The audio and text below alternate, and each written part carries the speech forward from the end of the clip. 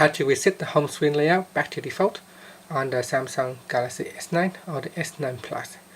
Now if you want to, if your home screen is really messy and you want to quickly reset it back to the default, here's how.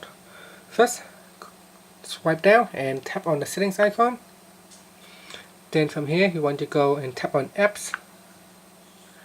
Then make sure all apps is selected. Tap on the menu key and make sure you tap on show system apps. Now you want to go down, all the way down to Samsung section. So here is the Samsung section. So it's a very big list, so we need to go down and find it.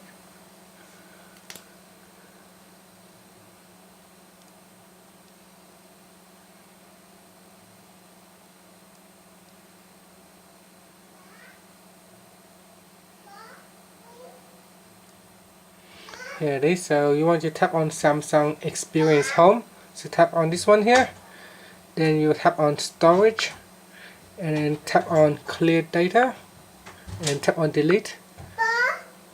And that's it. So now if you go back to the home screen, it's all gone. So you can see the home screen go back to the default.